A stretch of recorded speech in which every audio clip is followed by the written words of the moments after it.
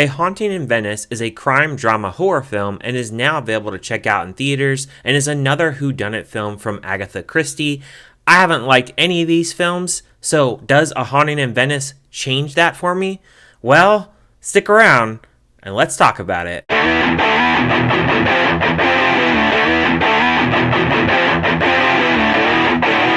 In post-World War II Venice, Poirot, now retired and living in his own exile, reluctantly attends a seance. But when one of the guests is murdered, it is up to the former detective to once again uncover the killer. The film stars Kenneth Branagh, Michelle Yeoh, Jamie Dornan, Tina Fey, Kelly Reilly, and Jude Hill, and was directed by Kenneth Branagh, and he's done other films like Murder on the Orient Express, Artemis Fowl, and Death on the Nile. I had literally very low expectations going into this film. The trailer, I saw that they were advertising it as this horror film. And me and my friend, we were talking about the trailer, and we both said this is going to be one of those films where they sell it like a horror film, and there really isn't that much horror. And I can confirm and say that this film, it doesn't have a lot of horror. I had the lowest expectations going into this film because Death on the Nile, man, that film was not very good. The first time that I did watch that film, it was tolerable to a point, but it had a lot of problems with pacing. They did develop the characters a little bit, which I did appreciate about that film, but I hated the green screen in that film. I felt like they did a better job with the cinematography here. Now, they filmed this in Italy, and in the beginning of the film, we get some daytime shots, and we get some shots that overlook the city, which I did really appreciate. We also get some nighttime shots. We get little scenes with the boats. It's storming outside. We have the rain pouring down, and that atmosphere is actually built. And I feel like that atmosphere definitely helps elevate the film a little bit. I felt like with Death on the Nile, what they did do is they used that green screen so much that it took away from the cinematography. So I think they definitely improved that with this film. Pacing in the beginning of the film, so in Death on the Nile, when they get on the boat and they have that whole murder that goes down, it takes an hour before they actually get on the boat.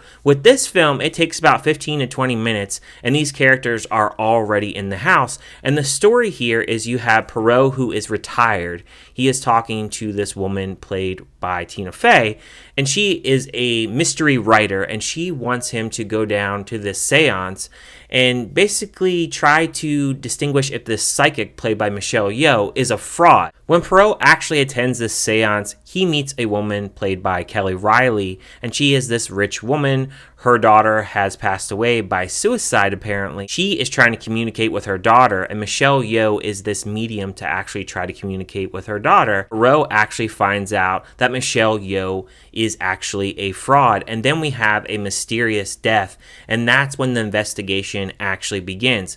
What can I say really positive about this film? Well, I think the whole design of the house, the shadowing was done really well. I think a lot of the camera angles in here are done really well. There is a lot of close-up shots that I will say throughout this film, which some are a little bit too much, I think, at times. I think the hair and makeup is done very well. I do think that some of the characters, though, they just don't really amount to nothing. I felt like it was really hard for me to get into a lot of these characters. I felt that Tina Fey playing this writer, I felt like she was completely miscast in this film. It just feels more like a goofy kind of person when it comes to like comedies and stuff like that. I just didn't really take her serious in this role. There are certain characters that actually play a motive into this murder. Poirot, he is probably the best character out of them all just because he knows what he's doing with this whole detective business. And of course, he has that goofy little accent that he does. But I think that he holds the film a little bit with his kind of detective work. But there is a lot of points in this film where he just explains a lot to the audience. There's a lot of dialogue going on. And I just feel like the film is not very interesting outside the fact that there is that atmosphere with different things like the rain going on and the thundering going on and obviously some dark moments. As far as like horror moments in this, there's only a few, and a lot of them are just simple little horror scares, like a little scare in the mirror, little ghost here and there, but nothing really significant that really makes it a full-on horror film. It still remains that crime drama film, the whodunit film, but I just felt like the whole mystery, it definitely felt like it wasn't that interesting. I think for some, they may feel like this is very easy to guess who that person or persons is that actually did this murder. And then there will be some people that may not guess it. And I felt like the reveal to me, it wasn't that exciting. It was very hard to actually stare at the screen here and actually care about anything that was going on. I felt like a lot of times it really didn't feel like it was going anywhere, and it just dragged the whole time. I didn't have a very big audience in my theater, and I'm really wondering how people are taking this film, because these films, to me, you have to really be into like whodunit films, and I just feel like there's not a whole lot of clues in here. I feel like it's a film that it has a lot of dialogue and talky dialogue, of course, with it, but you have to be really interested in the mystery. And I just feel like the mystery itself, it isn't that interesting. It's not that engaging to the audience. You have to have somebody to root for as a character, and there really is nobody to root for.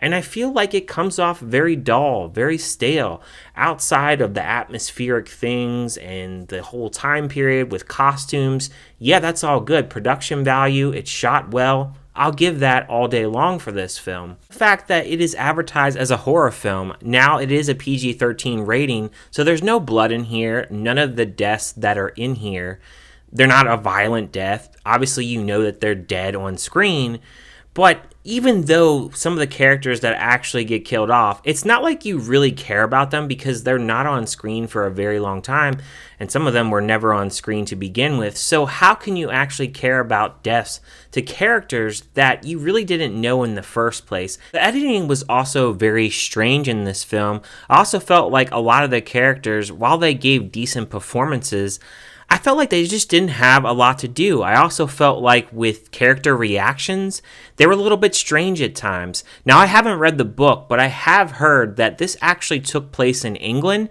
and this is taking place in Italy, so I'm not sure why they actually changed the location. And then I also heard that the ending of the book has nothing to do with the ending that's in the movie. I felt overall with this movie, it was a very boring movie. It was very sluggish to get through. Characters that I really didn't give a crap about. And honestly, I could have fell asleep in the theater. If I got a little bit in the least tired, I think I would have fell asleep in the theater for sure. And I can definitely see some people watching this film and just thinking, been there, done that. And I think also if you're a horror fanatic, I just don't see where you can really get invested in the horror aspect of this film, because it's just kind of little cheap little jump scares here and there. If you guys hated The Nun 2, I think you definitely will hate this as far as the horror aspect. It's not really there. They just kind of advertise it as such, and it's just disappointing. And I really picked up on that in the advertisement. So I don't say that I was really disappointed in the horror aspect, because I kind of felt like they were over pushing the horror aspect of this film. I would say there's maybe 2 jump scares in the whole film, and they're just not even really original at that. Pretty lame, I would say. But overall, for me, as far as a score on this film, I would give it a 1.5 out of 5. I just don't think there's engaging characters. I feel like even though production-wise it's shot well and they do a better job of actually having some production-wise that's not green screen, I give them props for that. And the thing is, though, within Death in the Nile, I felt like they did a lot more character development in that film. And with this film, they do even less character development. And like I said, it's just not there. And it's just not a good film.